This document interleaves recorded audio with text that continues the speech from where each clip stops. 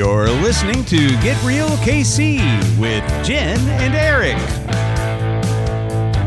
Kansas City's consumer-facing real estate podcast.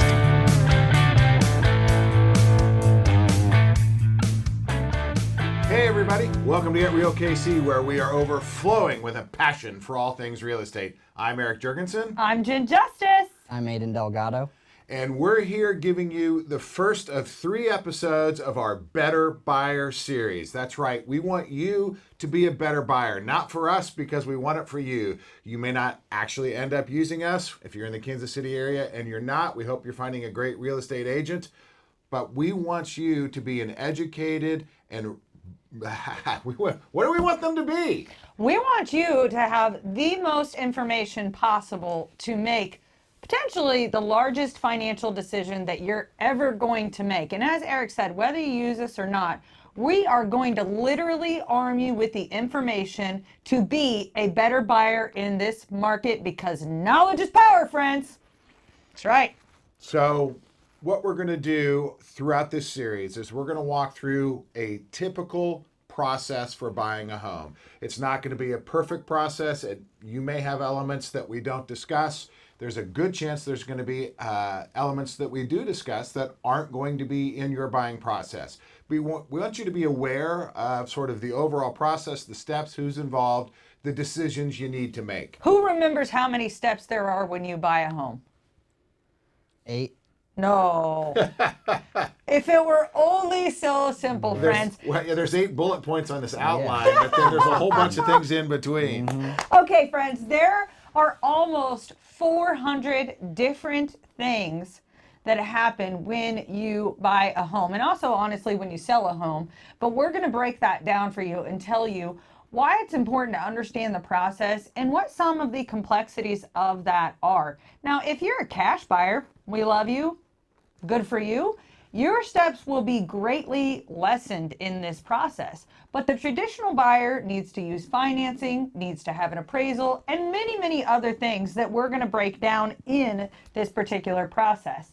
You know, the other thing to consider when you're buying a home is, what is my life going to look like in 6 months? What is my life going to look like in 1 year, 3 years, 5 years, heck, 10 years from now, right? Absolutely. Because the average home buyer or home seller in this case 10 now. or 12 years, somewhere in there now? It's 8. Is it 8? It's 8 years. Well, from the National Association, well, it might have went back up. Heck, Erik, it's year to year. This number is starting to be a little more fluid, but it's increasing by and large because, you know, those people that got those great 2 and 3% interest rates, do they really want to move, friends? Nope, not moving. Not moving. So, I mean, there's 8 sections, but those subsections come with many more steps, Aadyn. That's right. Yep. All right, so let's walk through what we're going to talk about today. We're going to talk about how to choose the right realtor. We're going to talk a little bit about the overall professional team that's involved in doing what you're doing. We're going to be talking about, understanding a little bit about the costs of home ownership, right? We don't want you to become what we call house poor. We'll break down some myths. What else we got in store? Common myths on the down payments. Yeah. Mortgage and loan fundamentals, for sure. Yeah, we'll talk about the types of home loans, and then probably dive into the long-term benefits of home ownership. And that's probably where we'll end up stopping here in our first episode, because we know you're not going to be with us for 2 hours straight. And you can listen to all of our episodes contiguously for, I think, we have so many episodes now, friends. I think you could listen to us for 2 or 3 days. Longer than anybody wants to listen to me. You never know. They love us out there. All right, Aadyn. All right, let's start out here. We're going to start with choosing the right realtor. And, we say it on the podcast all the time. There are great realtors out there. And if you're not choosing us, because we like to think we're great realtors, because we are, there are other great realtors out there. So when you choose the right realtor, give us one thing that you should be looking into, right? And then we can kind of go around and everybody pick something. Like, what's one thing that they should be doing as they're trying to figure out who the right realtor is? One thing I would say, which I think is the most important, is trust. Do you trust the person? Do you know them? Is it someone that was referred to you by someone that you do trust? That's a great point, Aadyn. And the reason trust is so important is because there's a lot of homes out there that we'll call What should we call these less than desirable homes? We'll call them that, less than desirable. Yes, they could be even considered like rotten eggs, maybe. But you know, if somebody is not looking out for your interest as the primary interest, and they just need a paycheck, we'll say. You know, it's great to want a paycheck, and I can appreciate that. But at the end of the day, this is a lifelong decision for a family. It could be anyways, but it's a serious commitment for a family to buy a home. And so therefore the trust that you have to have in your realtor and being able to help you make the best decision and make sure that you're getting, you know, the due diligence that needs to be done with the home purchase. I mean, that's just vital. So over 80% of all real estate agents get their business. Over 80% of the business comes through referrals, somebody you know who've used a realtor, etc. But let me give you an idea of why this is critically important. I'm going to give you a real world situation that I'm dealing with right now. I've met a gentleman. We've become friends over the last 3 months or so. And he was curious because he'd been hearing some rumblings of a house he bought 6 months ago. So I wasn't involved in the transaction. He had asked the realtor, like, hey, this open land behind us that's got woods and hills, is it going to be developed? And the realtor said, apparently off the cuff, well, you know, I mean, look at the terrain. How in the world can they develop it? He started hearing rumblings from other people in the neighborhood that they were going to develop behind him. And so after our relationship started, he said, hey, is there any way we can find that out? And of course there is. We can absolutely find that out. And so I went and did what his realtor should have done, right? And I went and to the county and to the city and looked at permits and et cetera. And sure enough, 6 months before he bought his house, they were having hearings to develop the land directly behind him. And that's all been approved now by the city. So he bought the house, asked the realtor, hey, is this being developed behind me? The realtor didn't know and didn't say either I don't know or let me go find out, and instead led their client to believe that they were safe and there wasn't going to be any development behind him. Not the case. And now he's like, do I need to move? And of course, if he does, he has to disclose, hey, I know they're going to be doing some development back here. So he would have never purchased the house had he known that. Great realtors make sure that that doesn't happen to you on things that you're really concerned about. Absolutely, Eric. That's a super good point because, you know, there's a lot of people that move for the green land behind them. And that's a really important factor in their decision is what does my yard look like? Can I fence this? You know, just a number of things like that. So, and some people don't want to look at a house behind them. That's really important to them. And that's why it's important with your realtor to have that trust, to be able to have the conversation. You know, I like to have a joke with the mortgage people, and it's the same with us realtors. We want to know everything, including your blood type. And that's not exactly true.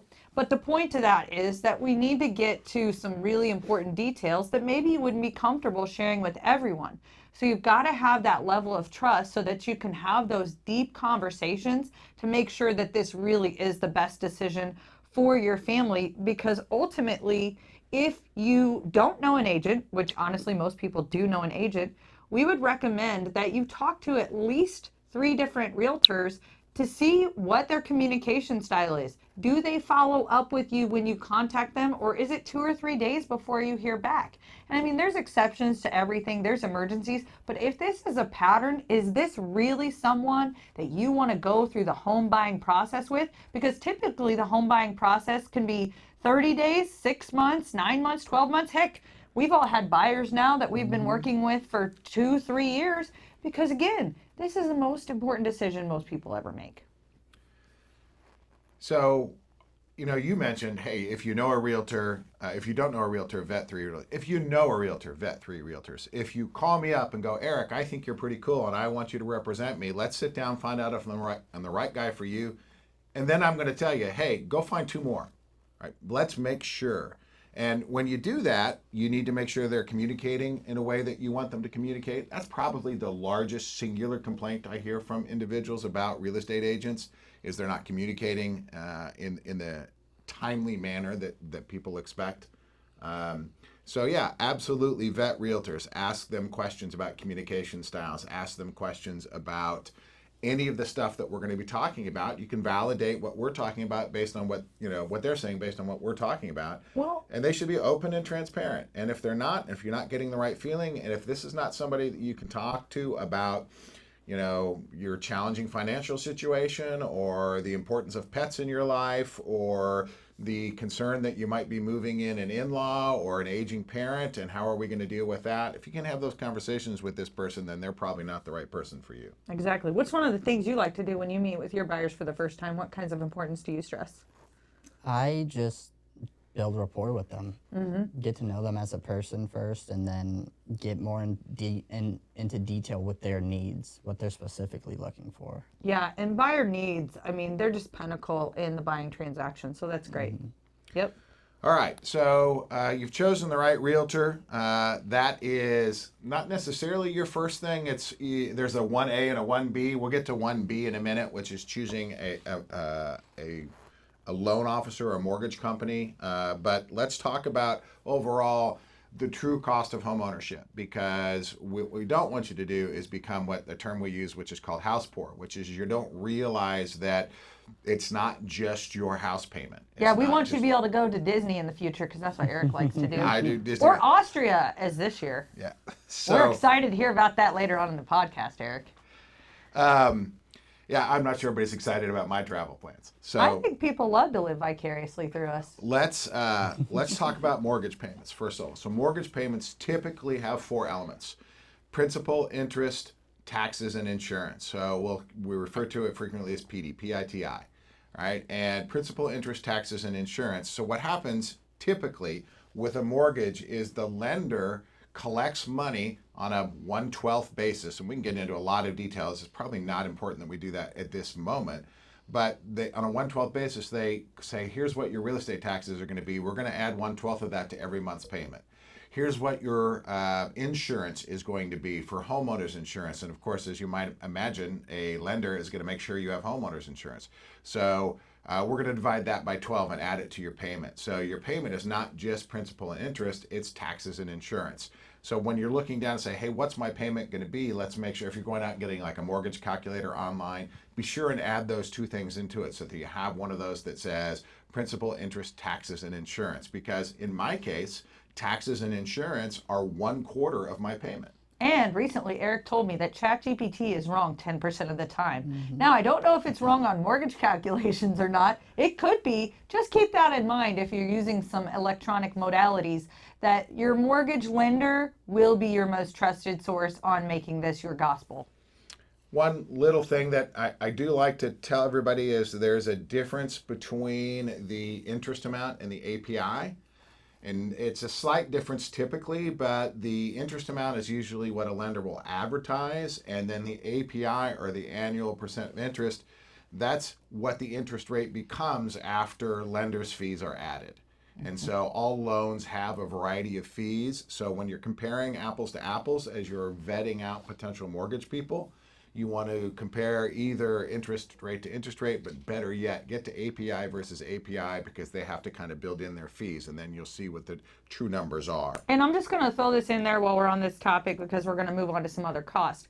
But ask your agent, because of the time of the market, about rate buy downs, and connect that with your lender. Those aren't for everyone, and they certainly do come with some consequences down the road, we'll say, right? Like the rate could fluctuate. It could be an arm, meaning that the rate will adjust later. But right now, as we sit, interest rates today, I believe we're 6.5. Yeah. Did anybody look this morning? 6.39. Okay, 6.39, but they've been hoovering right around the mid 6s. Well, for some people, Hoovering like a vacuum, or hovering like whatever, hoovering. hoovering, hovering. I also say washing machine. Washing. Okay, washing machine. Okay. Washing machine. Whatever. It's the same. Y'all know what I mean. Anyways, thanks, Eric. At any rate, check out those rate buy downs, just because we have a variety of things now that can be used as tools. So maybe that's a way to get you into a home, or maybe you're only going to live in that home for 5 years and you know you're going to have a job transfer. And if that's the case, let's look at that option. It does cost a little bit more on the financing side. So I'll just give you, for example, that I'm dealing with in real world right now. We can buy a rate down on a $395,000 home, we can buy the rate down to 4.125%. Okay? How much does that cost though? About $8,700. So, but that's going to lower your payment quite a bit for the next couple of years, right? But there's a whole lot of people that don't have $8,000 extra of cash. Well, you could always ask the seller to pay it, and that's why you hire a great agent. So that we're really talking about, like, we're diving into rates and different mortgage types and everything, principal and interest, taxes and insurance. So that's your payment, and that's the mortgage side of it. But the cost of home ownership is actually much greater than that. Aadyn, toss out a couple of other things that are part of the cost of home ownership.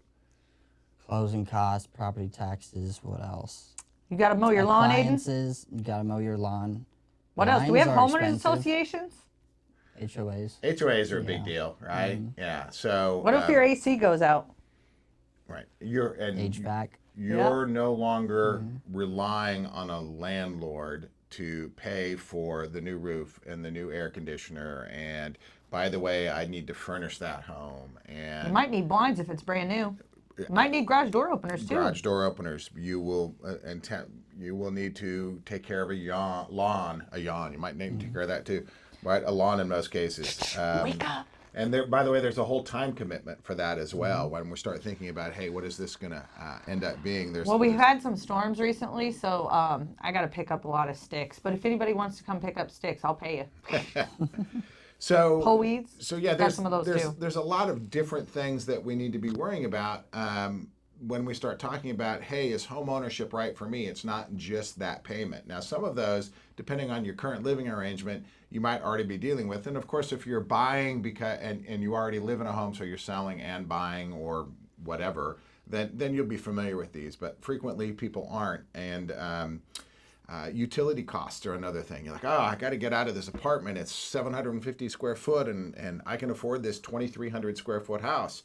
It's going to cost more to heat. It's going to cost more to cool. And That's a real issue right now is the rising utility costs. So that's why we stress this importance of not becoming house poor, because what we would hate to see happen for anyone, but especially our clients, we want to make sure that we're educating you in the best way possible, that there could be rising utility costs, there could be rising insurance costs, there could be lots of things like that. So leave yourself some space to breathe on the other side of that payment, so that if you have an emergency, or if you want to go fly out to see your best friend because she's getting married, or whatever the case may be, we don't want you to be so tied up in your housing payment every month that you can't make those other things happen, or you can't save yourself from the rising cost of utilities. And sometimes, even on those utilities, I shall not name the municipality that this is happening in, but you might get a $1,000 water bill that actually isn't your responsibility. Now, in the meantime, that bill is due until you sort that situation out, unfortunately, to protect your credit. But you need to be able to have the resources to account for something like this and then go back and get it reconciled later when you can talk to the municipality and get to the right people and do all the things. But that bill should only be a couple $100s a month. So something has happened in the meter that is causing this bill to be out of whack, and we're addressing that. But this is a real world scenario. well, here's another real world scenario where a water company is billing you an astronomical amount, and they're absolutely correct in doing it. I had this happen to me years and years ago, but if you've ever had a toilet run on and then you don't do anything about it, so the toilet's constantly running, and that goes on for days or weeks, that's a ton of water. Well, so whether you're renting or you own your home, check those toilets. It's actually really easy to change the guts out in them. And if you guys don't have somebody for that, we got a guy. Yeah. So the utilities, right? Whether or not you're protecting yourself from some, miscue in billing and metering, or whether or not you're just not used to paying a gas bill because the way you're renting right now it's taken care of, or you don't have gas. So natural gas. So these are things that you sort of need to be aware of. These are all costs that we need you to understand are part of home ownership. Now, there's some great equity and long-term benefits that sort of outweigh these additional costs versus renting. But a great realtor is going to make sure that you are very familiar with this kind of stuff, particularly if you're a first-time home buyer.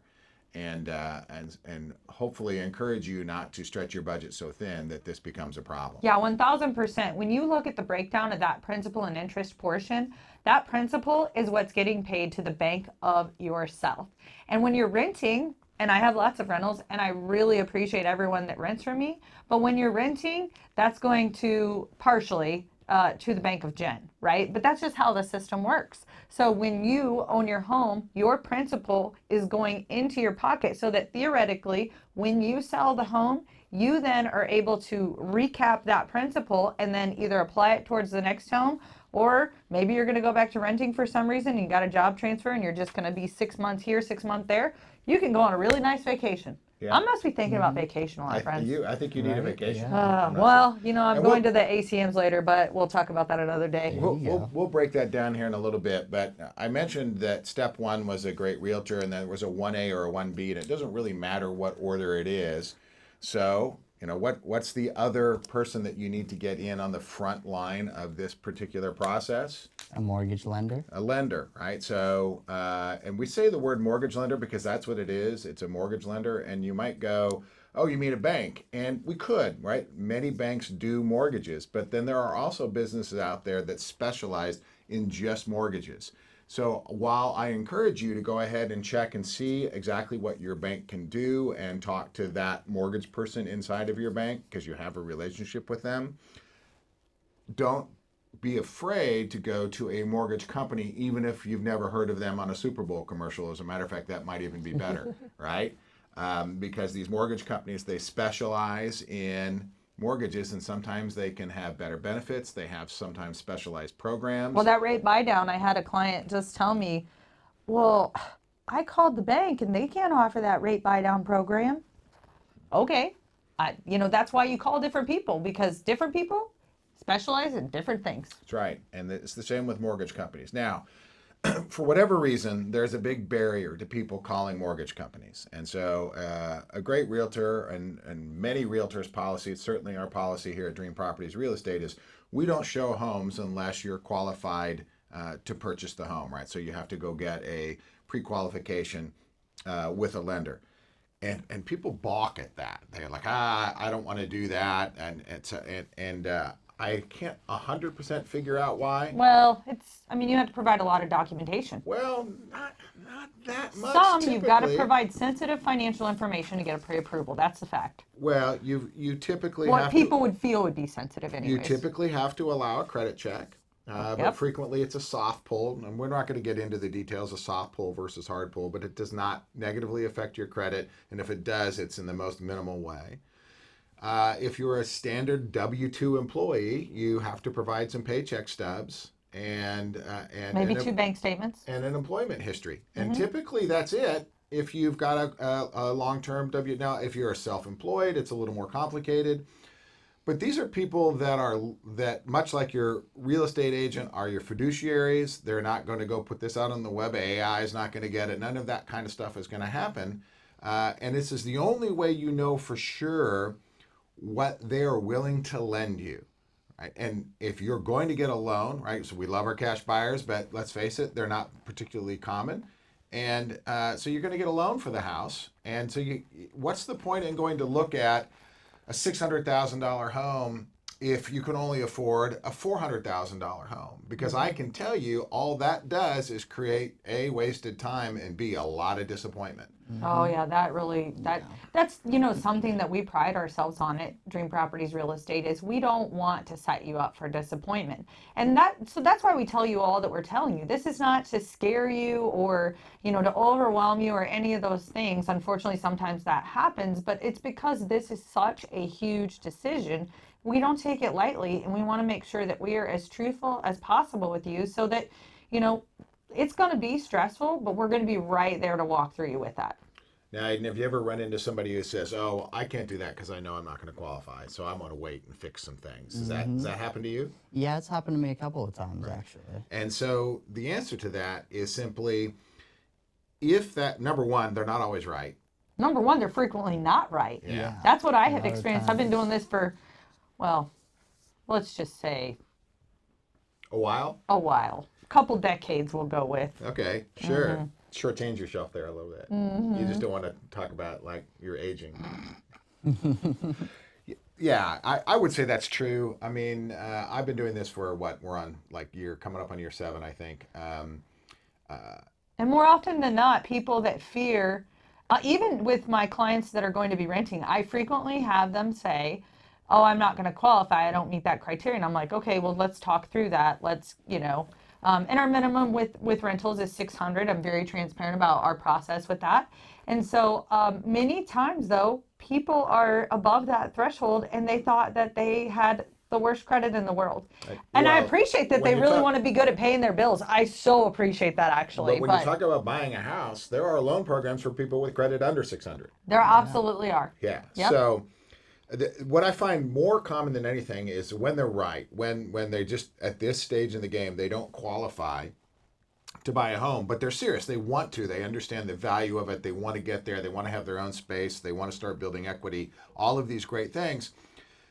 Well, then what they're doing is they're using like TikTok advice about how to build their credit, and that's just a terrible idea. Right. So you engage with a trusted lender, and the great lenders, and if we recommend any to you, we don't get kickbacks, but we only recommend people that are going to work with you. And lenders, like great agents, great lenders, will say, "Hey, look, here's what it's going to take," and then they'll check in like every month. "Hey, how's it going?" And sometimes it's like a 30-day process. Sometimes it is. Sometimes it's a tweak and a figure out, and then in 30 days we can pull another credit report, Right. and we're good to go. Pay off this debt, right? Do this thing first. And now you're getting real advice about how you're going to get to home ownership. Not, well, I think I saw on the internet that maybe if I did this, this would work. Yeah, the right? credit game is a really interesting game, and I call it that because sometimes you could even pay off the wrong thing, for example. And when you pay off the wrong thing instead of listening to your lender, that can actually lower your credit score. And that is absolutely asinine, but it is called a game. That's what I'm calling it for you. All right, so that's why you need to go ahead and do that. You need to vet lenders much like you vet your agent. Your great agent, if you work with them first, will most likely have some recommendations. We don't do I don't do kickbacks or spiffs of anybody I recommend. I recommend people because they're great. There are some I guess in theory, right? A lender invites me to their happy hour. I guess that's a kickback or a spiff, but No. but that's the closest I come, Yeah. right? And then, by the way, happy hour rules, 2 drinks and I'm out. So there you go. I don't drink, so I'm not accepting any cocktails. And you weigh half my size, so you're 1 drink an hour, right? 1.5. 1.5. Is that what the Mick Ultras too, man? Yeah. 1.5? Right. Okay. All right, so Aadyn, let's talk about fire off for us. There are 3 government-backed loans. What are they? The USDA, VA, and FHA. Okay, so let's break those down. USDA is the least common in the Kansas City area, but not unheard of because, Jen? Rural development, friends, you got to be under a certain population limit. So in our market, if you go way out south or way up north, those are still going to probably qualify for those USDA loans that are 0 down still. I've actually had clients get money back at a USDA closing before. So they put down like $500 earnest money and they got that $500 back at closing. So, I mean, I don't know about that so much. Like maybe we could have bought down the rate for $500. I don't know. But USDA is pretty competitive on the rate. That's one of the advantages to it. Speaking of 0 down and potentially getting some cash back at closing, right? Government has a great program for our veterans, which is awesome, and their spouses. So you can get what's known as a VA loan if you have a certificate of eligibility. Essentially, you've served. And you're not currently using it. And yeah, you can't have more than 1 loan on a VA loan, but you can certainly have 1. Those can also be 0 down. There are other stipulations that come with them. It's kind of like an FHA loan, so there's little ins and outs and different math that gets done. Again, a great lender or a great agent can kind of pin you through. A great agent will give you the basics and then say, talk to your lender, right? So that's what I'll do is I'll give you the basics and then say, let's get the specifics from the lender because we're not experts in these fields. But the third one, and I'll talk about a little bit, which is FHA. And an FHA loan is a loan program designed to increase home ownership in the United States.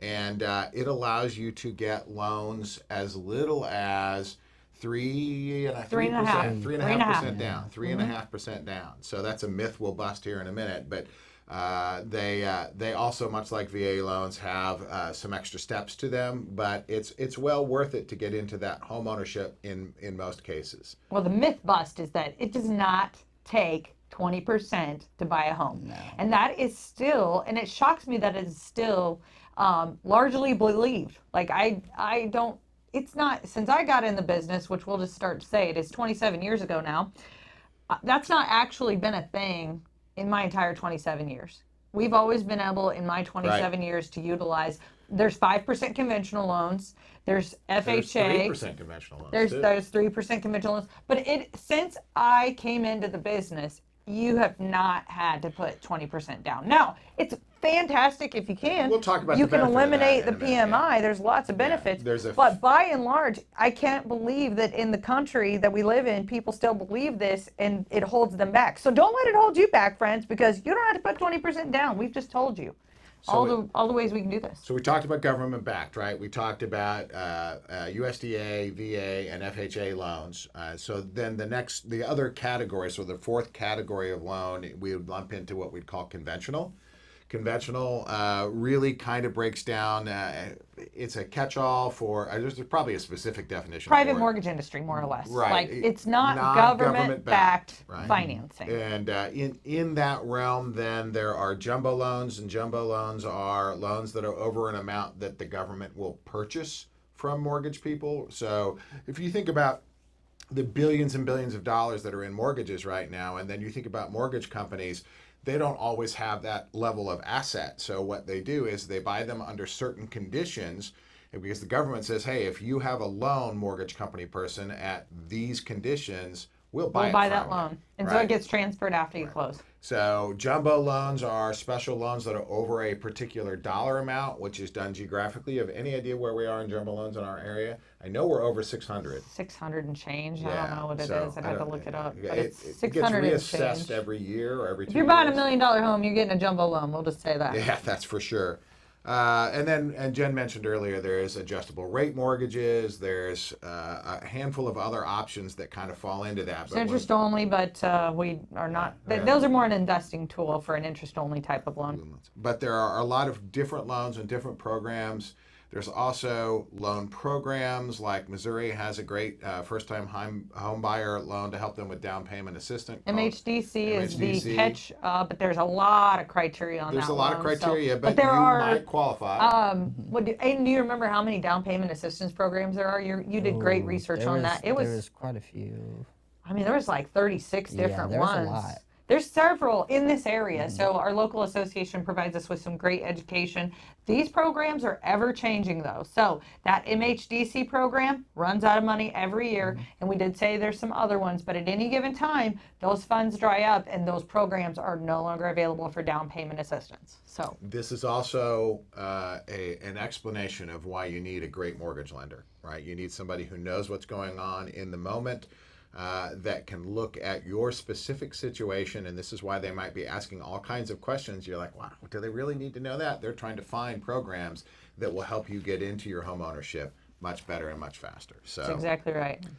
All right, let's talk about the long-term benefits. And we've tossed around some terms. We've tossed around equity. We've tossed around appreciation. And so let's kind of define those.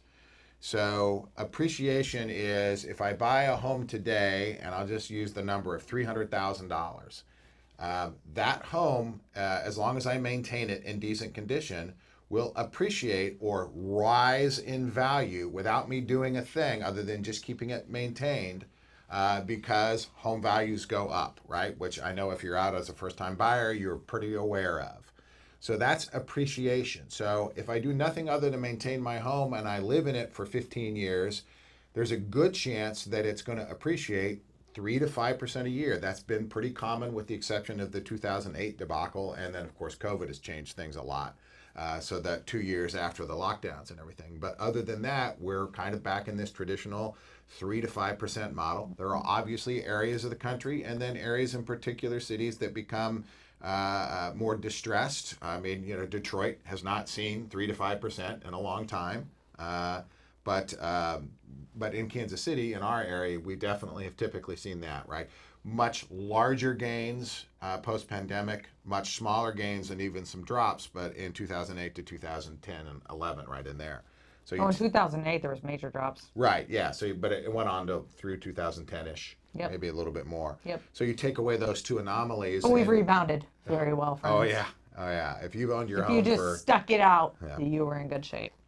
so that's appreciation, and then we talk about the term equity, and equity means the difference between what I owe on my house and the difference between and how much it's worth in the given moment. So in that same scenario, I buy that house for $300,000, and now I'm making payments for 15 years. I took a 30-year note, and so now I only owe $150,000 on it. So I have at least $150,000 of equity, assuming the house hasn't devalued. And there's a good chance I have a lot more equity because my house has appreciated. So equity would be the difference between what it's worth and what I owe on it. And over a period of time, that equity becomes larger and larger, and that equity can be used to secure a handful of things if you need it. There's people who do home equity lines of credits to do like improvements in their house, or maybe do an addition or do some upgrades. You can get second mortgages again now. I You mean, can it's do a second thing. mortgages. Yep. You could. There's a variety of ways you can utilize that equity to do things that you need to do. Just remember that when you use that equity, then You used your profit. yeah, you have less equity. Yep. And then so that's equity. So these are things. These are the long-term economic benefits, or at least how we define them. And when Jen was saying, "Hey, we pay the bank of you," it's because you're building this equity asset in your home when you're doing that. And you're not building when you rent from Jen, right? You're building Jen's equity asset. And I appreciate that, but my goal is to educate any particular individual that would like to go through the home buying process on how they can do it. So sometimes, they're in a place for 12 months, 18 months, 24 months. With some of the different plants that are building, like the Panasonic plant, some of those different things. I have people that have homes elsewhere, and they have rented their home that they had out, and they're renting a home from me because they know they're only going to be here for a specific period of time. Although they could have bought a home from me and rented it too when they left, but no, they don't want to do that. Because let me just tell you, renting an investment property is not for the faint of heart. But yeah. That's why I have a few gray hairs. I was trying not to tell you how long I've been doing this, because I know I really only look in the face like I am 27-year-old, right? Yeah, we'll go with that. We'll go with that. I pay good money for this. All right. But renting, how is it different, right? We talked about some of those repairs that if you own your home, you would be responsible for. So for example, the HVAC goes out, and we'll just use rule of thumb with the typical 3-bedroom, 2-bath, 2-car garage home, right? If that HVAC system goes out and you replace the whole thing, it's going to be at least $10,000, okay? At least $10,000, depending on supply chain and everything else. Maybe a little more, maybe a little bit less, but that would be a good rule of thumb to follow, right? At least. So just to prepare yourself. Now, when that happens and one of my clients lives in the property, I try and get it fixed as quick as I can. And in reality, this is quite a process to rip out an old system and put it all in. It rarely happens in a single day, so I am very sorry when it is 100 degrees outside and this happens. I know it is wildly inconvenient. I know people are upset, and frequently they get upset at me, unfortunately. But I do have a process that I follow to get it done as quick as possible in the least number of days possible. Hopefully this doesn't happen Friday at 5 p.m., right? So, But if you're renting, that's other than, right, encouraging your landlord to be as responsible as Jen is as a landlord, there's really... I prefer property provider, Eric. Property provider, sorry. There's really, you're not out anything other than some inconvenience while the problem gets fixed. So true. And so the immediate thought is, well, then why shouldn't I be renting? Because then I don't have to worry about all these things. Well, hopefully I don't have to worry about it, but once every 15 or 20 years. Right. Well, and maybe longer. When you rent, so that's kind of the shiny part of renting, right? Is that there's a lot of this stuff. I don't know what I'd call it shiny, because the stories I hear on the street are that people maybe aren't as efficient as I am. Right. Well, I guess what I'm saying is, from an economic standpoint, that's the shiny part of renting is that these are not things that are my problem. These are things that are my property provider's problem. And the problem may be encouraging my property provider to do things timely and do what's right all the time. So, but if you've got a great landlord, um, you won't have those problems. So you're like, yeah, that's what I just need to make sure I'm renting from a great place. And then another thing that happens that encourages people to stay at renting, besides situational things like I'm here temporarily and everything, that makes great sense. Another thing that people sort of like, okay, here's another reason why I should rent is because whenever I look at home prices, my home mortgage payments always a lot higher than my rent, or frequently is a lot higher than my rent. And so let's discuss for a minute why Not that a lot is. higher, but Well, let's discuss why that is. It's number one, you're typically looking at a single family home versus essentially multifamily, shared walls, shared construction costs. Because one of the reasons why I want to move out of this apartment, if I'm in an apartment as opposed to renting a home or a townhome or anything, is I don't like the proximity of my neighbors. I don't I like can the hear shared their kid banging on the floor at all hours of the night. No, Can I'm you, just you kidding. know, Right. could you not rent next door to a drummer, please? That would be nice. You're looking at more square footage. You're frequently looking at a single family home where you're not. So then you're looking at something that costs a lot more to build, and then And most people look for a bigger space typically, and then or 2-car garage, or a 3-car garage, or whatever the case may be. and then there's a lot of people who are like, this is the dream area of town that I wanted to live in, but I couldn't afford it because there's a reality that right the dirt, the location of where a home is affects its cost. And so for whatever reason, certain parts of the city become more desirable, and when they become more desirable, costs go up. And if you desire to live in those areas for whatever reason, then that's going to be more expensive than buying, say, a home in a less desirable region or area, which maybe is where you're renting. So Supply and demand. exactly, that's all it My is. degree's in, friend, economics. So I'm glad you got to use it too. Oh yeah, That's that's fantastic. right. Yeah. Just tell the people here.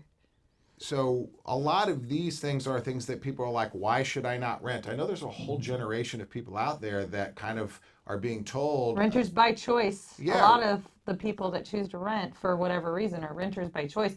And there's an amenity piece to that, right? Like, what amenities do I want to have? What amenities do I love? And a lot of the lovely communities that are being built that are rental communities in our fabulous Northland here, they have a lot of amenities. But let's face it, you can find those same amenities in many subdivisions if you just kind of go around and look, and then Or- you've got that and can pay to the bank of yourself. or city parks. There's a lot of pickleball. Well, we courts do out have there. a lot of lovely parks coming up, and we have a lot of lovely art. I mean, I've been exploring Clay County like nobody's business, and the parks, the dog parks, the murals of art. I mean, if you just go outside of your walls, friends, and start to look around a little deeper, the trails. I mean, I know some people like some areas, apartment communities or things like that, for the trails that they have. Friends, we have amazing trails in a lot of places. So a short car ride could earn you potentially tens of thousands of dollars over your lifespan if you buy your home and you start to build that equity. So when you're comparing, let's call it the convenience of renting versus the long-term benefits of home ownership, besides some of the obvious things that you get, I get a more private space, I get to be able to paint the walls whatever color I want, right? I get to, refinish the floors if that's what I want to do. Then we kind of talked about that paying to the bank of yourself through equity and appreciation, which essentially your property provider is getting, not you when you pay them. But it's certainly a long-term strategy. There's no question about it. It's a long-term strategy because there's extra costs in home ownership. We started out the podcast with that. And the larger picture that I want to share with you is the concept of generational wealth. So when we start talking about socioeconomic division in this country, a lot of it is based on things that have happened in real estate. And that's a whole nother podcast about how real estate has affected long-term wealth in our country. But there is absolutely no argument against the fact that the vast majority of generational wealth in America has built through home ownership. Think about it, right? If mom and dad and grandma and grandpa all have purchased homes, they've paid those homes off, and now they've passed, right? That wealth transfers. And that wealth typically transfers to somebody in the family, right? Generationally, comes down to you as children, to grandchildren, et cetera. And while you're working really hard to pay off your home, now we've got the value of their paid off home, right, as part of your generational wealth. Well, I want to point out another feature that home ownership has, and that is the capital gains exemption every 2 years. I know, they got it down to 2 years. It's So we have a capital gains exemption every 2 years in this country for homeowners on their primary residence. And what does that mean? That means that if you buy a home and then you live in that home as your primary residence for 2 years, and say it just appreciates, we'll use your $300,000 example. What do you think? That's going to appreciate, we'll just call it 30 grand, right? We'll just call it that. That's a 10% appreciation. Yep, we'll call it that, and we give them 2 years, so 30 grand. So that's a $30,000 difference, friends, right? So if you say you got 2 years down the road, and then you saw this great opportunity, or your best friend's mom is going to sell her home, and if you're the one who's going to buy it, she's going to give you the smoking deal. Well, you can sell the home that you originally bought, and you can take that $30,000. Mind you, there are some costs in there, but just for practical purposes, you got that $30,000, and you, friend, can transfer that tax-free. That's right. So Now, and if you don't even want to buy another home, and so you just want to sit tight for a little while, nevertheless, you do not have to pay taxes on the capital gains of your home. It's actually up to $250,000 as a single person and up to $500,000 as a married couple. We're working on getting that expanded, quite frankly, because some of those limits actually have become, unfortunately, too low for the country that we live in, the amount of time that people have been in the homes and the appreciation that we've seen. But for now, that's still a great advantage to home ownership that you can tap into every 2 years. I know people that do it. So the caveat, right, real quick, we're not tax lawyers, right? This is our understanding True. of tax law at the time of this recording. But I'm pretty sure if you go look that up and fact check her, you will find out that she is accurate. So yeah, there's just a lot of advantages to it, but again, most of them are not that instant gratification that we tend to like in our society. They're much more long-term building, and then it puts you in a position to have the ability to do things that maybe you're seeing older generations like me being able to do at times, like go on trips to Disney or to Europe. So that's kind of where we're at. So we've spent a lot of time in this episode talking about the first two basics, which are finding a great realtor and finding a great mortgage lender. And those are critical first two steps. You can do them in whatever order you want. But make those happen. We've talked about why you want to potentially get into homeownership and a couple of situations where it doesn't make a whole lot of sense. Business, work transfers, you're going to be here so long, et cetera, et cetera. What we're going to do in the next episode is we're going to be a little bit more rapid fire, because we did tell you we're going to walk you through the process. And so we are. We're going to be talking about things like, first of all, we're going to encourage you to plan very intentionally, but then we're going to be talking about things like, okay, how do I get pre-qualified? We've mentioned that a little bit, but then we're going to say, what do we do with that pre-qualification? How do we go look at homes? How do we put in an offer? All of those things, and some of the things that are considerations around that, including talking about the paperwork that's involved, et cetera, et cetera. So we're going to continue to walk you through step by step, but steps 1A and 1B are find a great realtor and find a great mortgage lender. Anything to add? Nope, I think that's plenty for this episode. So Don't be overwhelmed, plan intentionally, and make sure that you tune in for episode 2.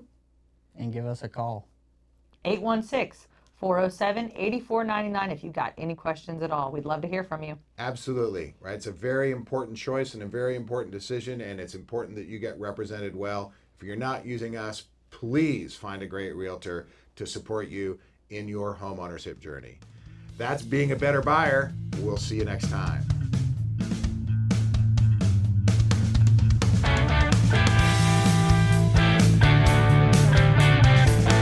You have been listening to Get Real KC with Erik Jurgensen and Jen Justice. For more information or to contact our hosts, visit us at dreamhomesbyjen.com, where you can find more episodes exploring real estate as it matters to you.